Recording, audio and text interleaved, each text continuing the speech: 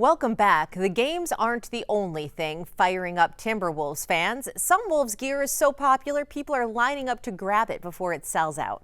And it turns out it's not only created by a Twin Cities designer, but one of the team's biggest fans. Kent Erdahl has more on this courtside courtship that turned into a must-have collaboration.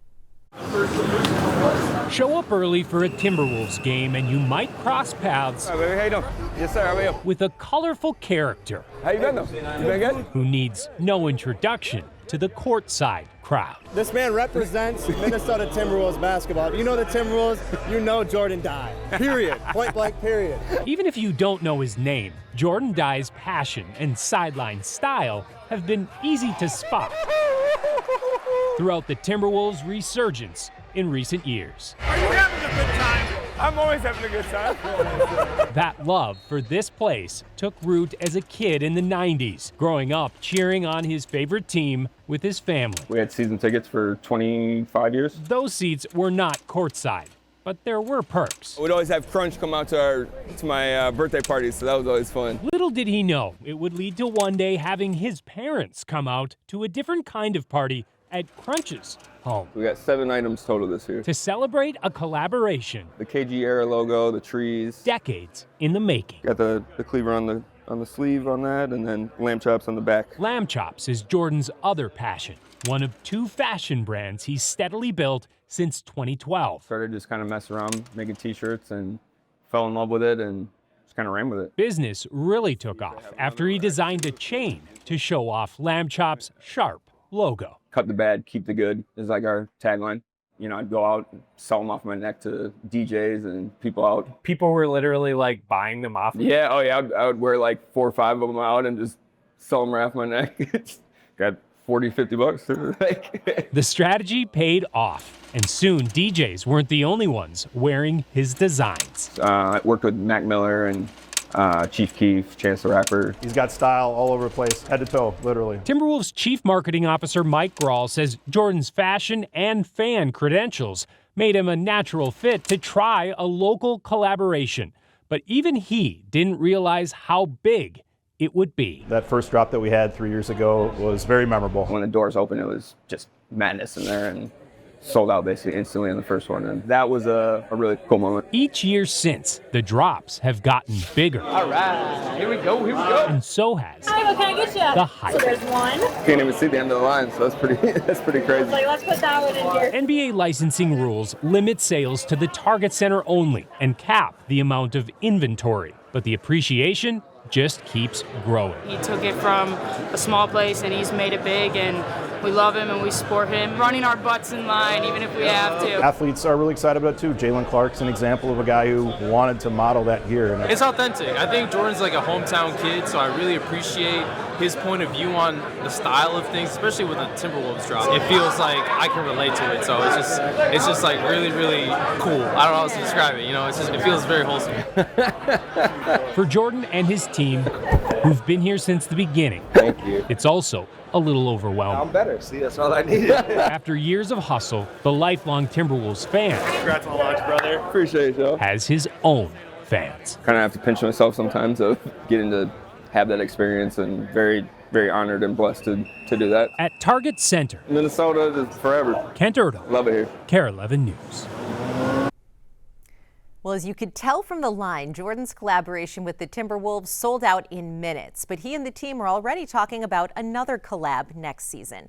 In the meantime, Jordan's also hoping to branch out with gear for the Lynx, Vikings, and other local teams in the near future.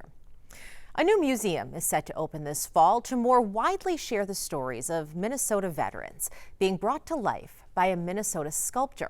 Boyd Hoopert gives us a sneak peek at some of his premier pieces and the woman behind one of his warriors in the works. I'm just going to start working here. Even when he's working alone. Yeah. David Geister isn't. I never get lonely. I always have somebody in the studio with me. For the past 2 weeks, he's been with someone special. Kay Bauer, she is a Vietnam War nurse. 2 weeks that started a year and a half ago. I was tasked with creating at least 13 named Minnesota veterans. veterans whose stories will be featured here. The soon-to-be-completed Minnesota Military and Veterans Museum, opening in September near Little Falls, a 40,000-square-foot tribute to those who served, funded with $40 million in public and private donations.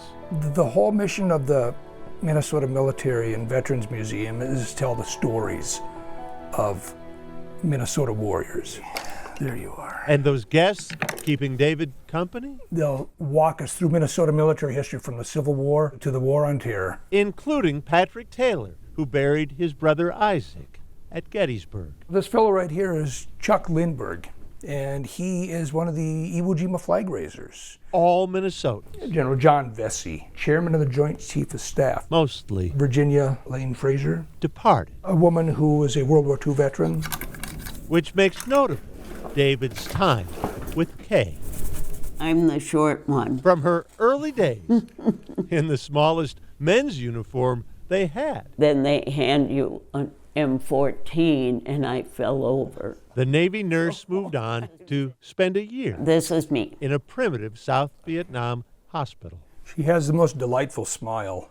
If I was looking up, wounded on a gurney or something, and you'd see this face peer down at you, looking into those eyes and thinking, I think it's going to be okay, I think I'm going to be all right. David has a soft spot for those who care for warriors. I spent 4 years in the United States Marines when I was a young man. Then, this is a painting I did for the National Park Service. The self-taught artist started caring for veterans in his own way. The Battle of Gettysburg. By painting their stories. Yeah, this is typically what I do. These sculpting skills are new for David, honed specifically for this project. It makes me a little nervous because Kay is going to be able to look at this. With the permission of the artist. Can I show you something? Yes, sir. We decided to give Kay. This isn't done yet. A preview. Oh, for heaven's sakes. Look at that. Oh, can you believe that? I am, oh my goodness gracious. The 89-year-old has told none of her friends about this. I'm just afraid to tell them. In case you didn't love her enough. That would be bragging. Already. You can't do that. I'm really looking forward to painting her eyes. For David and Kay and the rest of his company, another mission. This is without a doubt the most meaningful project I've ever worked on. Boyd Hupert. I have to heat up KARE 11 News. The clay a little bit. Minneapolis. Stick with us. There's more news and weather coming up after the break.